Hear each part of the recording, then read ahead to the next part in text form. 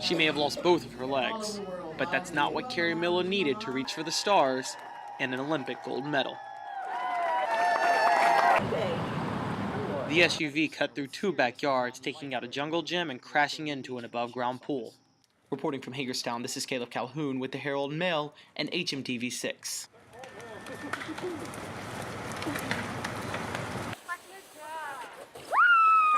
Spring break is Thursday, and there was a snow day on Monday. South High senior Brett Jameson is not really dead here, but she is portraying that as part of a skit about a deadly drunk driving accident. Some flooding was expected to continue through Tuesday night into Wednesday morning. Reporting from Washington County, this is Caleb Calhoun with the Herald Mail and HMTV 6.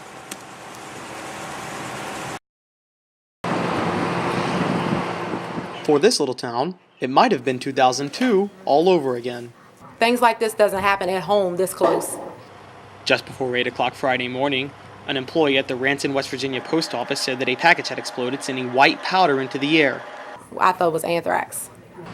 The report created an anthrax scare among police officers until an investigation showed what really caused the explosion.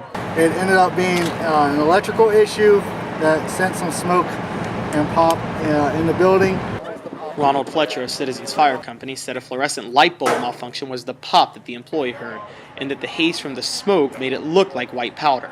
The suspicious package contained a box of cookies. The package had no anything harmful or chemicals or anything inside. The people who were inside of the post office at the time were quarantined and interviewed inside of a school bus. The incident left some residents feeling a little uncomfortable. It actually gave me that unfeeling of, I don't know how you want to word it, but gave me the uneasiness of the small town feel, the reason why I moved here. Christina Chapman of Kearneysville, West Virginia said events like this have increased her fears since September 11th. This is my post office and I don't feel safe right now. Police started clearing out the scene at 12:30 and workers were allowed back into the post office after the investigation. In Ranson, West Virginia, I'm Caleb Calhoun with the Herald Mail.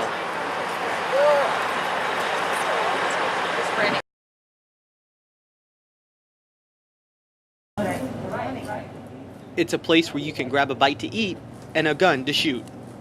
You got pretty much a little bit of everything, and it's good food. I can swing in here and get some hunting stuff. Crawford's Confectionery in Boonesboro serves food while also selling fishing and hunting tools. It's been open for more than 30 years, baiting in locals. I enjoy the food, the atmosphere, the customers.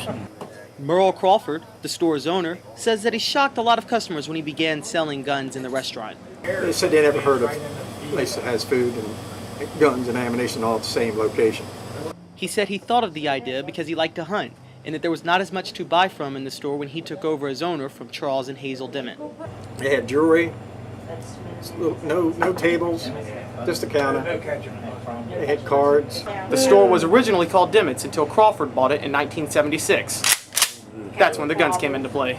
Pamela Rutherford has been working at the store for more than a year. She says that although customers can buy other products that might be sold in a pharmacy store, the guns are what draw lots of the attention. People who aren't regulars here come in just because they see that sign and are so curious, do you really sell guns, ammo, and food? She also said that it can be convenient for people to get something to eat and buy something they might need in the same place. I'd never gone into a place where, you could get your lunch, get your bait, get your license, grab your tackle, your fishing pole, buy your live worms, and head out the door. So when Crawford bought the store, it appears he wasn't jumping the gun. In Boonesboro, I'm Caleb Calhoun with the Herald Mail.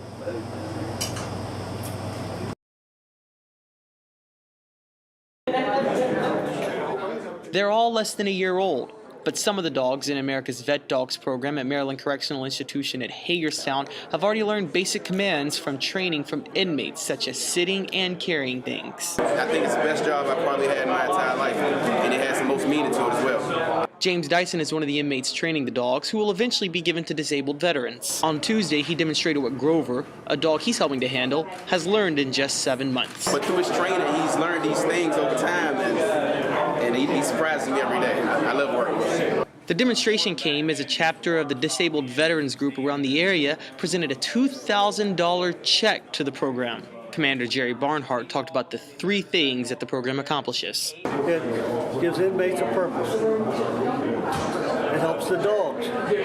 and there's a veteran in those dogs. Even though some of the dogs have come a long way, service dog instructor Kathy Levick laid out training plans over the next few months that are more advanced. Going forward now, we'll be turning on light switches, pushing handicap buttons, opening doors, and whatever else the future handlers are going to be needing.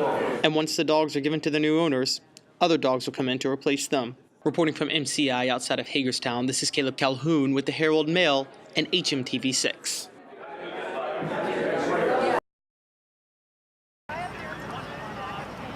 Activities filled Antietam National Battlefield on Monday as it was celebrating its 150-year anniversary since the actual battle happened.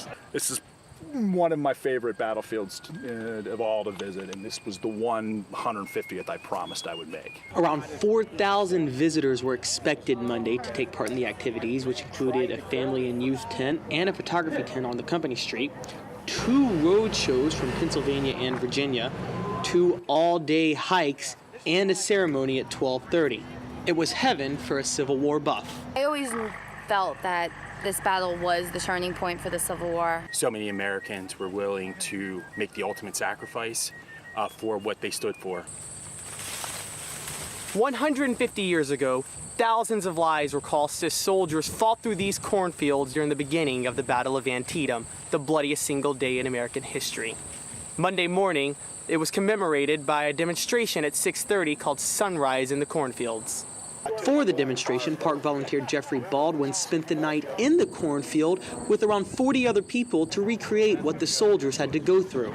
I was doing an impression of a Confederate officer down in the cornfield, and we actually spent the night with no fires on our blankets out in the cornfield. And the demonstration the next day involved rifle firing. Reporting from Sharpsburg, this is Caleb Calhoun with the Herald Mail and HMTV 6.